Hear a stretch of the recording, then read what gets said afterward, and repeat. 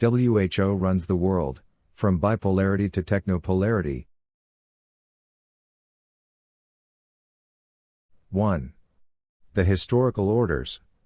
For most of the 20th century, global order was structurally simple. The Cold War produced a bipolar system, the United States directing one bloc, the Soviet Union directing the other.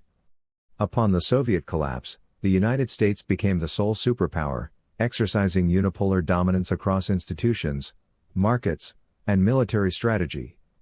Yet this hegemony eroded. Over the past 15 years, Washington retreated from its role as architect of trade and guarantor of values. Simultaneously, emerging powers acquired the capacity to disregard rules and even to promulgate competing regimes. This shift reflected three developments: Russia's exclusion from Western integration, China's rise without Westernization, and domestic disaffection within advanced democracies. Collectively, these forces created the present leaderless order. Footnote: the Cold War's bipolarity yielded to unipolar U.S. dominance, which later fractured into a leaderless world due to Russian exclusion, Chinese divergence, and Western populism. 2. The security order. In military affairs, the United States remains uniquely capable. It alone can deploy soldiers, fleets, and materiel to all theaters. Russia's invasion of Ukraine paradoxically reaffirmed U.S. centrality, as NATO allies now rely even more upon American protection.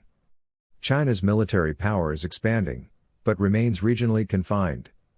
Russia's attrition, both demographic and industrial, further diminishes its reach. Nuclear arsenals persist as existential deterrents, but the suicidal logic of use restrains them. Thus, in the domain of security, the world remains unipolar, with the United States entrenched as guarantor. Footnote: security is unipolar, the United States maintains unparalleled global reach while adversaries remain regionally bounded. 3. The economic order. Unlike security, economics is multipolar. The United States and China are deeply interdependent, with bilateral trade at historic highs. Europe exerts rule-setting authority through its common market, India and Japan expand their influence, and others seek to balance access between American power and Chinese demand. No actor can dictate terms unilaterally. Tension arises because Washington uses security leverage to align economies, while Beijing deploys commerce to secure diplomatic allegiance. Yet Europe, Japan, India, and others resist either pole from dominating. This configuration preserves a multipolar equilibrium. Footnote: economics lacks a hegemon.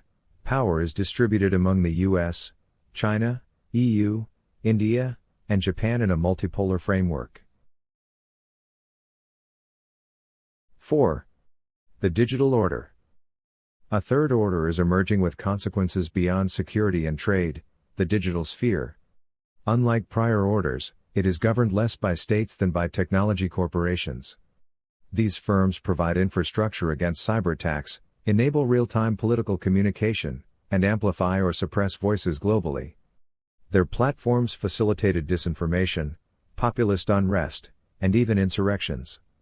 Algorithms now shape identity alongside nature and nurture. Authority itself is displaced. To resist requires questioning not only rulers but code. This unprecedented concentration of informational power in private hands produces a nascent technopolar order. Footnote: digital power concentrates in corporations whose algorithms shape identity, politics, and sovereignty, creating a potential technopolarity. 5. Prospective futures. Three paths diverge. First, alignment of US and Chinese governments with their technology firms could yield a technological Cold War, bifurcating the digital order.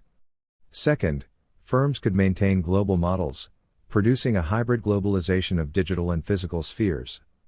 Third, corporations could eclipse governments altogether, becoming primary global actors. This last scenario, technopolarity, would dictate whether the future delivers opportunity or surveillance, liberty or manipulation. The central question remains, will technology leaders act accountably, especially regarding artificial intelligence, data monopolization, and advertising models that monetize division? Without accountability, democracy itself is imperiled. Footnote. Future order hinges on whether states dominate firms or firms dominate states. Technopolarity could become the decisive system.